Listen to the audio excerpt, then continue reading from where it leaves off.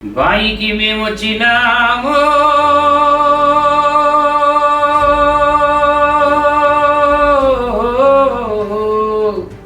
మేలుకోయే బాయి గంగా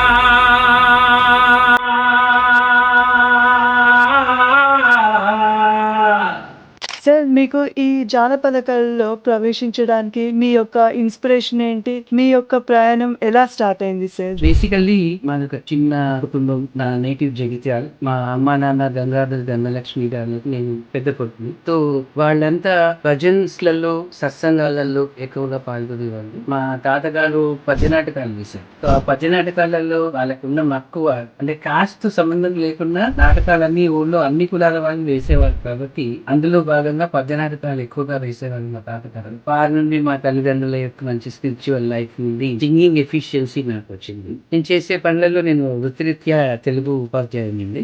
సరస్వతి శిశు మందిర్ టీచర్ గా నేను ఒక 10 సంవత్సరాలు జగిత్యాల శిశు మందిర్ లో పనిచేశాను. ఇది పార్ట్ ఆఫ్ తెలుగు టీచింగ్. నా పిల్లలకి, నా విద్యార్థులకి ఇంకేదైనా ఎక్స్ట్రా కరిక్యులర్ యాక్టివిటీస్ లలో మనం పార్టిసిపేట్ చేయించాలి, బౌద్ధిక సాంస్కృతిక సంబంధించినటువంటి అంశాలలో ఇంకేదైనా తరఫీ ఇవ్వాలనేటువంటి ఉద్దేశంతో నేను ఈ టీచింగ్ సైడ్ నుండి కల్చరల్ టీచర్ వైపు వచ్చాను.